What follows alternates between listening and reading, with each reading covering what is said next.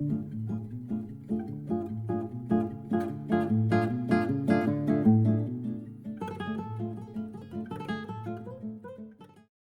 in, my friends, to another episode of 5 Minutes with Sean, maybe 10. Today is October 21st. I'm excited to talk to you today because I have been hearing so much negativity around salespeople lately, which, trust me, I understand. I too have bitched about my fair share of salespeople in today's age, but I do it like a crotchety old man. I do it more like, oh, if I had CRMs and BDCs, like that's my attitude. But truthfully, I've been hearing it a lot more from executives. And in my position, because I try my damnedest to never forget where I came from, that includes being a salesman, especially selling cars. That was the hardest 10 years of my life, selling and being a part of selling cars, as a salesman, right? Before you get into any of those other roles, that's hardcore work. And it's work that people typically want. They get promoted out of it. If they get demoted, etc., that all plays into it. But when we talk about today's salesperson, I think you'll find good examples. Jeff Hunter's a dude that I follow out in Canada. Dude's hardcore. Dude does walkarounds. Dude talks about all of his customers. He posts regularly. He really owns his own sort of brand, building on a couple weeks ago. He does a great job at it. And there's other salespeople online who do the same. But my point is that what are we doing as executive levels and above to encourage this sort of behavior? Because I feel like it's encouraged for a moment, and then the second somebody gets too many likes, too many visits, too many followers, or is doing too much social media posting, or whatever the case might be, if they're actually able to build a brand, something successful is coming from it, and it's impacting your dealership in a positive way, then why do we all of a sudden pull the reins back? And I've seen that happen numerous times in the past 2 years. I would say obviously the most because I think that's when it's really come up. But in the last 12 months, I've seen it regularly.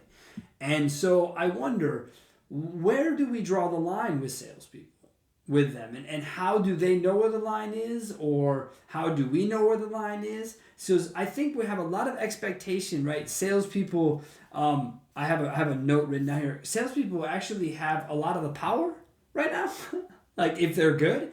Because finding quality salespeople at dealerships across the country is a problem. That's legitimate. So, same goes for mechanics. Like, these guys got it. If you're good, man, right now is the time.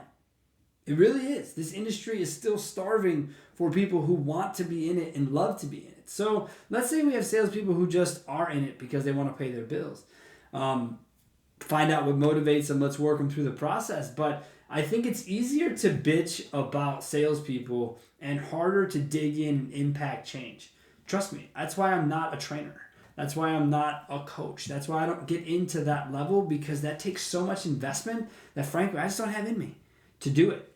And I think there are a lot of people who do. So that's why I ask, what does it take to do it at a store level? And if we're not willing to do it, then do we have the right to bitch about it? Right? Like, if you're not going to try and change the situation, if you have control over changing the situation, and you don't, then how do you get the bitch?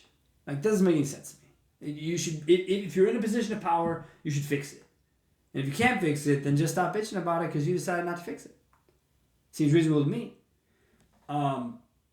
Salespeople, you're not absolved in this whole thing. I don't get why I can only name maybe 5 to 10 people in the country that I follow online, that other people follow online, that are the shining examples of salespeople, why more of them aren't that way. Now, again, it may be because your ownership doesn't allow it.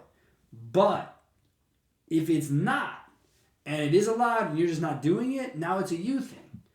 And I get today's people aren't necessarily motivated by money as much as I do not buy that. I believe everyone at some level in their inner being, if they sell something, is motivated by money. That is why they are there. There are much different jobs that will pay you less, where you will work less, if it is not money that you are motivated by, to be in sales at some level. So salespeople, take advantage of your resources. BDCs, which, be respectful to them. They are the lifelines of dealerships if you have them.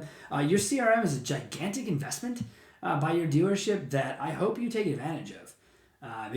Some I know they're not all great, but they can do the job better than the old Rolodex that me and many others who watch this show actually remember having to use. So please do that. Remember, the desk isn't always going to be easy to work with, but salespeople try not to make it an excuse. There's always a way to mitigate it. And fuck it, if it doesn't work out, move on. I hate to say that out loud, but those are the reality of the times we live in. You should be appreciated at your job.